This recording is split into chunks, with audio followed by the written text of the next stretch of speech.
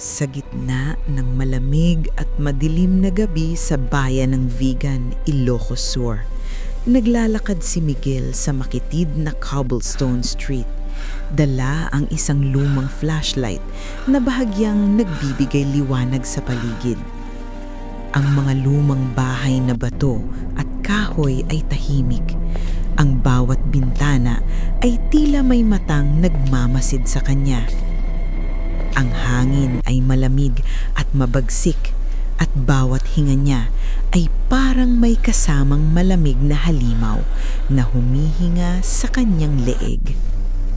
Sa bawat hakbang, ang tunog ng kanyang sapatos ay sumasabay sa isang hindi maipaliwanag na kalansing mula sa malayo. Habang siya'y naglalakad, naramdaman niya ang kakaibang lamig na bumabalot sa kanya. Mas malamig pa kaysa sa karaniwang gabi sa Ilocos. Napalingon siya at nakita ang isang lumang banga sa tabi ng fountain sa plaza. May bitak sa gilid at parang may humihinga mula sa loob. Maya-maya, narinig niya ang mahinang bulong. "Huwag mo akong gigisingin." Tumigil si Miguel. Ang bawat hibla ng kanyang buhok ay natayo sa takot. Lumapit siya ng dahan-dahan at sa isang iglap, lumitaw sa ibabaw ng banga ang isang babae na may puting damit, basa ang buhok at tila bagong lumabas mula sa ilog. Ang mukha niya ay maputla, ngunit ang mga mata ay malalaki, nagliliwanag ng pulang apoy at ang ngiti niya ay nakamamatay. Isang ngiti na tila kinikilala ang kanyang pinakamalalim na takot. Tumakbo si Miguel patungo sa Bantay Bell Tower. Kahit anong bilis niya, naramdaman niyang sinusundan siya ng malamig na presensya. Ang bawat hakbang ay may kasamang tunog ng sapatos ng babae, kahit alam niyang walang ibang tao sa paligid. Sa bawat kanto at silid ng lumang simbahan, naririnig niya ang bulong ng babae. "Miguel, hindi ka makakatakas." Dumaan siya sa makitid na kalsada ng Pagburnayan Village kung saan ang mga palayok ay nakasampit sa gilid ng kalsada at tila nagmamasid sa bawat kilos niya. Sa gitna ng daan, may isang malaking banga na unti-unting lumalaki habang siya'y lumalapit. Ang mga bitak nito ay parang naglalabas ng mga mata na sumusunod sa kanyang galaw.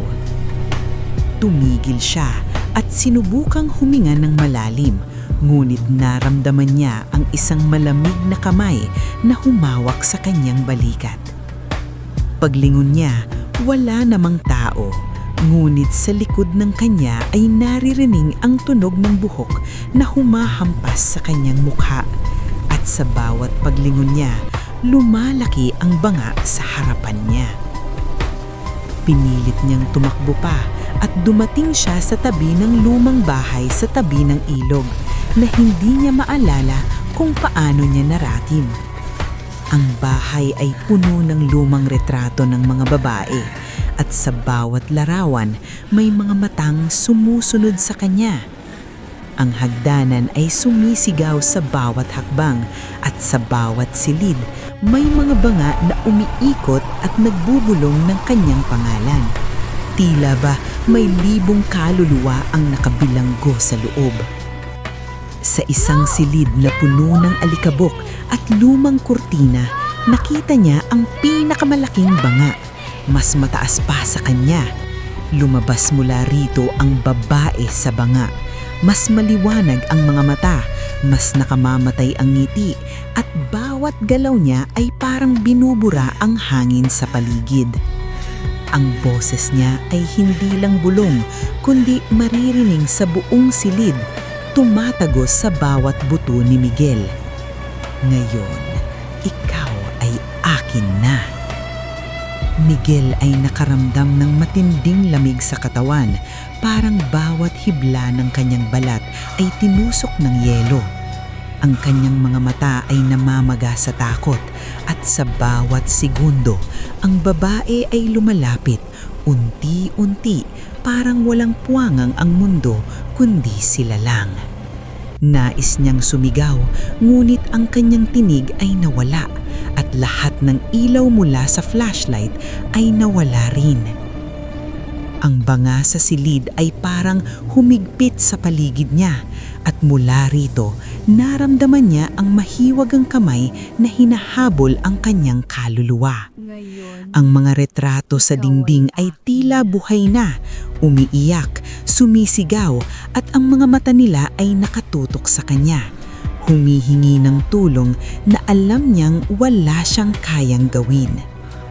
Sa huling sandali bago siya tuluyang nawala sa dilim, narinig niya ang matinding bulong.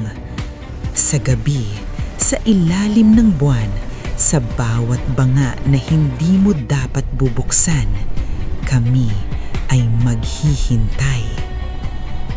At sa susunod na umaga, ang mga tao sa Vigan ay nakakita lamang ng lumang banga sa plaza.